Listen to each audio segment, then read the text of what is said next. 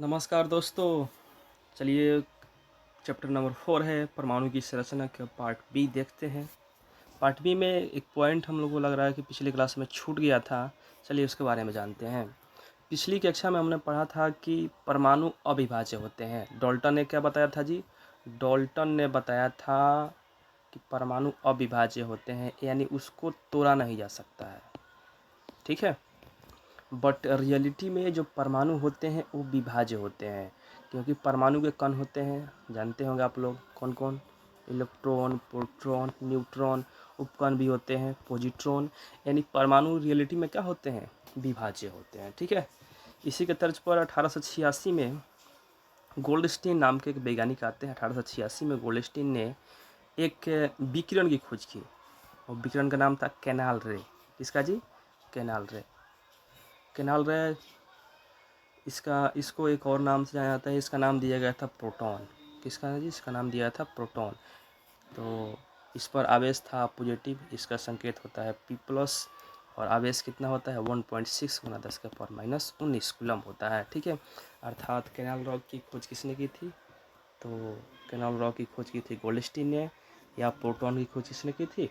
Goldstein ने की थी। ठीक है, एक और पॉइंट इसमें जाना बहुत ज़रूरी है कि प्रोटॉन का जो द्रव्यमान होता है वो इलेक्ट्रॉन के द्रव्यमान का 1838 गुना अधिक होता है। ठीक है, कितना गुना जी? प्रोटॉन का द्रव्यमान जो होता है 1838 गुना अधिक होता है, बट एनसीईआरटी में आपका 2000 गुना अधिक दिया गया है। ठीक है, याद रखिएगा, कोई में आ सकता है कि प्रोटॉन का द्रव्यमान इलेक्ट्रॉन के द्रव्यमान का कितना गुना अधिक होता है? तो 2000 गुना अधिक होता है। ठीक है, चलते हैं जी नेक्स्ट पॉइंट की ओर। कुछ जो आगे हम लोग कक्षा में पढ़ना है, क्लास में पढ़ना है, जानेंगे उसके बारे में। चलिए, कहाँ तक पढ़ चुके थे हम? चलिए, ये तो हम पढ़ चुके थे पिछली क्लास में। अब पढ़ेंगे न्यूट्रॉन के बारे में। किसके बारे में जी? न्यूट्रॉन के बारे में जानते हैं। न्यूट्रॉन की खोज कब जी? 1932 में जेम्स चैडविक द्वारा किया गया था। ठीक है, ये अनावेशित होता है, इस पर कोई आवेश नहीं होता है, इस पर कोई आवेश नहीं होता है। ठीक है, जैसे एक और क्वेश्चन आएगा कि कौन सा ऐसा तत्व है जिसमें न्यूट्रॉन की संख्या 0 होती है? तो हाइड्रोजन ऐसा तत्व है जिसमें न्यूट्रॉन की संख्या क्या होती है? 0 होती है। ठीक है, याद रखिएगा, हाइड्रोजन एक ऐसा तत्व है जिसमें न्यूट्रॉन की संख्या क्या होती है? 0 होती है। ठीक है, न्यूट्रॉन के संकेत होता है N। कंप्लीट। तो आप जैसे मान आपको निकालना होगा कि न्यूट्रॉन निकालें कैसे, तो फार्मूला होता है A=P+N। ए मिस होता है एटॉमिक मास, पी मिस प्रोटॉन, एन मिस न्यूट्रॉन। यानी एटॉमिक मास में से आप प्रोटॉन संख्या माइनस कर दीजिएगा तो क्या निकल जाएगा? न्यूट्रॉन संख्या निकल जाएगा। कंप्लीट। चलिए आगे देखते हैं। दूसरी बात, ये नाभिक, एटॉमिक मास नाभिक में स्थित होता है जी। तो नाभिक में क्या होता है? प्रोटॉन और न्यूट्रॉन होता है, बट इलेक्ट्रॉन क्या होते हैं? ये कक्षा में चारों ओर चक्कर लगाते हैं। ठीक है, याद रखना है। चलिए आगे देखते हैं। नेक्स्ट पॉइंट में इलेक्ट्रॉन के बारे में जानना है, देखते हैं। इलेक्ट्रॉन के बारे में जानते हैं। देखिए, बोर-ब्यूरी सिद्धांत के अनुसार किसी कक्षा में अधिकतम इलेक्ट्रॉनों की संख्या कैसे निकालते हैं? तो फार्मूला होता है 2n²। ठीक है, 2n²। पिछली क्लास में हम देखे थे। इसे बोले, अब देखिए, फर्स्ट कक्षा का होता है K, second L, third M, fourth M। ये फर्स्ट कक्षा है, ये सेकेंड कक्षा है, ये थर्ड, ये फोर्थ।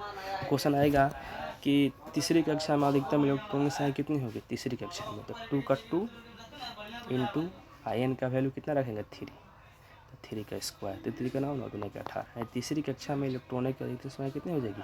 18। वैसे ही चौथी कक्षा में इलेक्ट्रॉनों की संख्या कितनी हो जाएगी?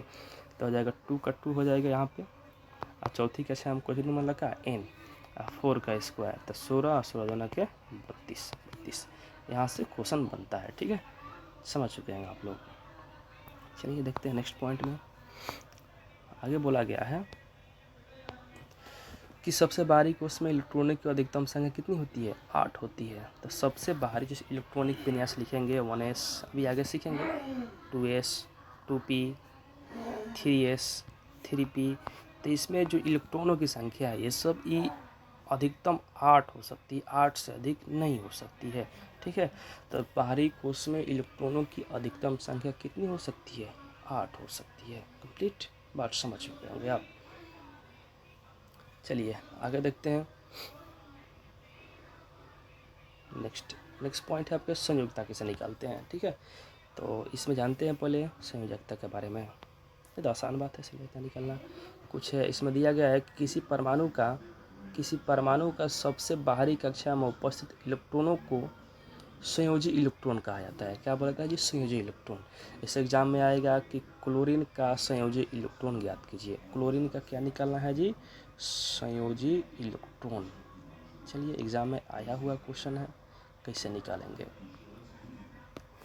तो इसका फॉर्मूला होता है आपका, चलिए इसे निकालते हैं। 2 फर्स्ट कक्षा में अधिकतम इलेक्ट्रॉनों की संख्या कितनी हो सकती है? 2, 8। दूसरी कक्षा में कितनी हो सकती है? 8। पता है ना जी आपको, KLM। 8 2 8। अब कितना 10 हो गया, तो मेरे पास कितना बचा? 7। तो बाह्य कक्षा में इलेक्ट्रॉनों की संख्या कितनी हुई जी? 17 7। तो क्लोरीन की संयोजी इलेक्ट्रॉन कितने हो जाएंगे हमारा? 7। अरे के है तो 2n² से निकालेंगे तो 2 हो जाएगा। ये L है तो 2n² से निकालेंगे तो 4 से 8 हो जाएगा ये। अब कितना बाकी हो गया मेरा? 7 बाकी हो गया। ठीक है, 7 बची है ना जी, तो हो जाएगा पूरा कितना? 17। यानी क्लोरीन में संयोजी इलेक्ट्रॉन से कितनी होती है? अधिक 7 होती है। कंप्लीट। यहाँ से क्वेश्चन बन जाएगा कि अब संयोजकता कैसे निकालते हैं। ठीक है, तो जब भी ये 4 के ऊपर आएगा, यहाँ पर अधिकतम लास्ट वाले में, यानी बाहरी कक्षा में इलेक्ट्रॉनों की संख्या 4 से, अगर 5 से कम आएगा तो सेम वही आंसर हो जाएगा। अगर 4 से अधिक आएगा, ठीक है, जैसे 5 6 7 8 आ गया, तो वो 8 में से माइनस कर देंगे। ठीक है, तो 8 में से जब माइनस कर देंगे 7 को, 8 में से जब 7 को माइनस कर देंगे तो कितना हो जाएगा? 1 हो जाएगा। तो क्लोरीन की संयोजकता कितनी हो जाएगी? 1 हो जाएगी। चलिए और एग्जांपल से समझते हैं इस पॉइंट को। चलिए समझते हैं। जैसे क्वेश्चन आ जाएगा कि हमको निकालना है एल्युमिनियम की संयोजकता किसकी जी? चलिए इसमें एग्जांपल दिया होगा, एग्जांपल दिया है जी, थोड़ा लॉन्ग दिया है। चलिए समझते हैं कुछ और एग्जांपल कैसे निकालते हैं तत्वों की संयोजकता। जैसे एल्युमिनियम की संयोजकता निकालना है, तो हमको मात्र 3 पॉइंट याद रखना है। कौन कौन सा पॉइंट? जो अक्रिय गैसें हैं, कौन कौन सा? हीलियम, परमाणु संख्या होती है 2। नियोन, परमाणु संख्या होता है 10। उसके बाद आर्गन, परमाणु संख्या आता है 18। इन 3 पॉइंट से हम पूरा निकाल सकते हैं संयोजकता। तो हमको निकालना है एल्युमिनियम की संयोजकता। एल्युमिनियम का परमाणु संख्या कितना होता है? 13। बोलिए किसके नज़दीक है? 10 के नज़दीक है। अधिक है या कम है? तो कितना अधिक है? तो 3 अधिक है। ये कितना अधिक है? तो 3 अधिक हो जाएगा। तो क्या हो जाएगा? 3+। यानी एल्युमिनियम की संख्या कितनी हो जाएगी? +3। वैसे ही मैग्नीशियम की निकालना है हमको। परमाणु संख्या कितना होता है? 12। 10 से कितना अधिक है? तो 1 अधिक है, तो 1+ हो जाएगा। ठीक है, चलिए। और सल्फर एस का होता है सल्फर गैस, परमाणु संख्या कितना होता है? 16 होता है। तो किसके नज़दीक है? 18 के नज़दीक है। कितना कम है जी? 2 कम है, तो 2 माइनस हो जाएगा। तो इससे कितना हो जाएगा? संयोजकता कितना हो जाएगा? 2 हो जाएगा। ठीक है, क्लोरीन निकालते हैं। क्लोरीन तो कितना होता है? 17। किसके नज़दीक है जी? 18 के नज़दीक। कितना कम है? 1 कम है, तो -1 हो जाएगा। इसकी संयोजकता कितनी हो जाएगी? 1 हो जाएगी। और एग्जाम्पल लेते हैं कुछ और एग्जाम्पल लेते हैं। जैसे कैल्शियम का निकालना है। ठीक है, तो कैल्शियम की परमाणु संख्या कितनी होती है? 20 होती है। अभी हम लिखे थे 2 10 18 अक्रिय गैस। तो किसके नज़दीक? 18 के नज़दीक है। कितना अधिक है? 2 अधिक है, तो 2+ हो जाएगा। ठीक है, तो इसकी संयोजकता कितनी हो जाएगी? +2 हो जाएगी। इससे ऑक्सीजन का निकालना है। परमाणु संख्या कितनी होती है? 8 होती है। किसके नज़दीक है? 10 के नज़दीक है। कितना कम है? 2 कम है, तो 2 हो जाएगी इसकी संयोजकता। आप लोग समझ चुके होंगे। नाइट्रोजन कैसे निकाल देंगे? परमाणु संख्या 7 होती है, तो कितना कम है? 10, तो 3 कम है, तो -3 हो जाएगा। कंप्लीट। चलिए कार्बन का में निकाल देते हैं। अब कार्बन का निकालना है। C, परमाणु संख्या 6 होती है। देखिए ये 2 से 4 अधिक है या 10 से 4 कम है, तो यहाँ पर इसकी संयोजकता कितनी हो जाएगी? 4 हो जाएगी। कंप्लीट। चलिए, अगर आपको ये बात समझ में आई होगी तो बहुत अच्छी बात है। समझ में आ गया होगा, बहुत आसानी से बताए हैं। अब आपको इसमें याद रखना होगा, कुछ तत्व हैं जिनकी परमाणु संख्या, संकेत, ये याद रखना होगा। या तो आपको याद होगा जी, ये तो आसान बात है। चलिए देखेंगे आगे नेक्स्ट पॉइंट में क्या दिया गया है परमाणु संख्या के बारे में। बारे में दिया गया है। परमाणु संख्या समझ चुके होंगे। परमाणु संख्या क्या होता है जी, एक फार्मूला, इसको जेड से सूचित करते हैं। परमाणु संख्या को जेड से सूचित करते हैं। एक फार्मूला होता है P बराबर जेड बराबर E, यानी किसी परमाणु में प्रोटॉन की संख्या, परमाणु संख्या और इलेक्ट्रॉन की संख्या क्या होती है, बराबर होती है। ठीक है, चलिए यहाँ तक आप समझ चुके हैं। परमाणु संख्या को किसे संकेत करते हैं, जेड से संकेत करते हैं। अगला नेक्स्ट पॉइंट है द्रव्यमान। तो द्रव्यमान को किससे संकेत करते हैं, ए से संकेत करते हैं, एटॉमिक मास। तो एटॉमिक मास का फॉर्मूला क्या होता है, P + N। प्रोटॉन संख्या और न्यूट्रॉन संख्या को ऐड कर देंगे तो क्या निकल जाएगा हमारा, N है, तो निकल जाएगा हमारा द्रव्यमान संख्या। द्रव्यमान संख्या किससे सूचित करते हैं जी, ए से सूचित करते हैं। ठीक है, तो द्रव्यमान से कोई द्रव्यमान संख्या लिखना है तो द्रव्यमान संख्या, मान लीजिए कोई तत्व X है तो द्रव्यमान संख्या यहाँ पर लिखा जाता है ऊपर, परमाणु संख्या का नीचे या यहाँ पर लिखा जाता है। ठीक है, चलिए समझ चुके हैं पॉइंट। नेक्स्ट पॉइंट कौन सा है जी हमारा, नेक्स्ट पॉइंट है समस्थानिक। समस्थानिक क्या होता है जी, वैसे तत्व जिसमें उसकी परमाणु संख्या समान जबकि भार अलग अलग होता है। जैसे कोई तत्व लेते हैं, जिसे चलिए समस्थानिक के बारे में फर्स्ट इसमें दिया गया हाइड्रोजन। हाइड्रोजन के कुल कितने समस्थानिक होते हैं, 3 होते हैं। हाइड्रोजन के कुल 3 समस्थानिक होते हैं, एकदम याद होना चाहिए, एग्जाम में आता है क्वेश्चन। तो कौन कौन सा होता है जी, एक होता है प्रोट्रियम, परमाणु संख्या 1, द्रव्यमान संख्या भी 1 होता है। दूसरा होता है ड्यूटेरियम, परमाणु संख्या 1, द्रव्यमान संख्या 2 होता है। तीसरा होता है ट्रिटियम, परमाणु संख्या 1 और द्रव्यमान संख्या कितना होता है, 3 होता है। यानी देखो समस्थानिक में परमाणु संख्या सेम होगा और द्रव्यमान संख्या अलग अलग होगा। ठीक है, तो इसका नाम होता है प्रोट्रियम, इसका नाम ड्यूटेरियम और इसका नाम ट्रिटियम। तो क्वेश्चन आएगा कि भारी जल का सूत्र क्या होता है जी, तो ड्यूटेरियम ऑक्साइड, तो D2O। ठीक है, जल का सूत्र क्या होता है, H2O। यहाँ से क्वेश्चन बनेगा कि H2O जल होता है, इसका आणविक द्रव्यमान कितना हो जाएगा, 18 निकालना सीख चुके हैं आप। इसका द्रव्यमान कितना हो जाएगा, 20 AMU कंप्लीट। जो ट्रिटियम होता है, एक हाइड्रोजन का समस्थानिक है ट्रिटियम, ये रेडियो एक्टिव एलिमेंट है। ट्रिटियम क्वेश्चन आता है कि हाइड्रोजन का कौन सा समस्थानिक है जो रेडियो एक्टिव एलिमेंट है, तो हो जाएगा ट्रिटियम। चलिए आगे समझते हैं।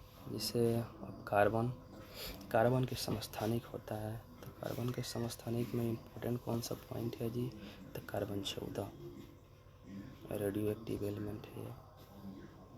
ठीक है, नो मिस्टेक है, ये कार्बन 14 का प्रयोग कहाँ करते हैं जी, कार्बन डेटिंग में प्रयोग करते हैं, यानी पुरानी चीज़ों की आयु ज्ञात करने में किया जाता है। नेक्स्ट है आपका क्लोरीन। तो क्लोरीन के समस्थानिक 2 होते हैं, 1735 और 1737। तो जी 1735 रेशियो होता है 3:1 के अनुपात में होता है, याद होना चाहिए।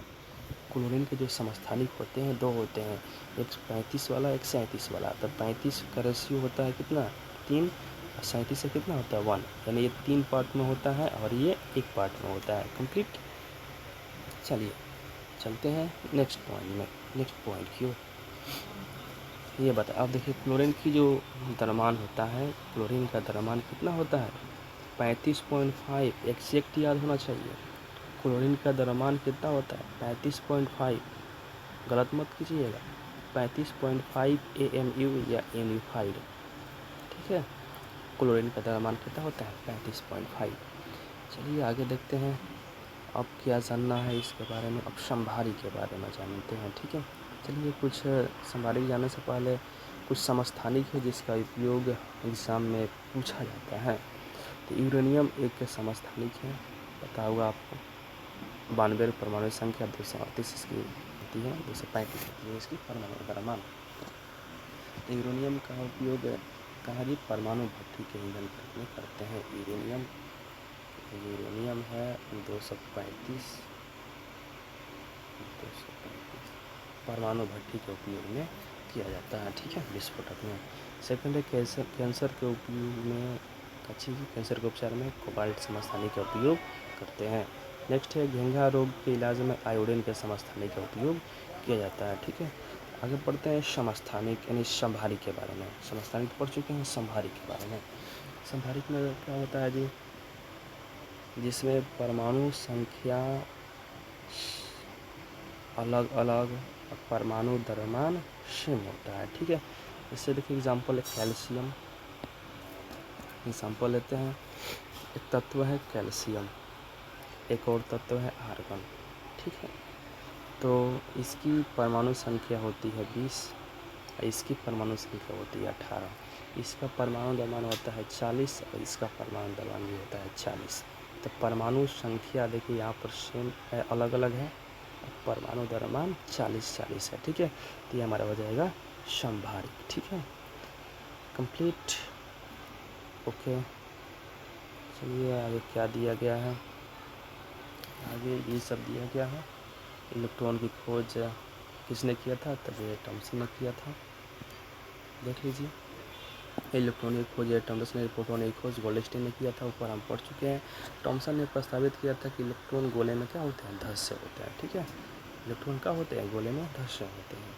चलिए आप पीछे ये सब पढ़ चुके हैं, देख लीजिएगा एक बार ये सब पॉइंट कंप्लीट। ये आप चैप्टर हमारा 4 यहाँ से होता है कंप्लीट। आप चलेंगे अगले चैप्टर की ओर। नेक्स्ट केमिकल रिएक्शन के बारे में पढ़ेंगे। ओनली 10 क्लास में का केमिस्ट्री ख़त्म किया जाएगा। ग्रुप टी के लिए स्पेशल और टेक्नीशियन एएलपी के लिए भी, बिहार पुलिस के लिए भी ये क्लास बहुत इम्पोर्टेंट है। एकदम क्वेश्चन 80% क्वेश्चन यहाँ से लड़ेगा हमारे वीडियो से। अगर एग्ज़ाम होगा ना तो आंसर किया आएगा तो प्लीज़ मिलाइएगा। 80% से अधिक क्वेश्चन लड़ने की दवा है इस वीडियो से।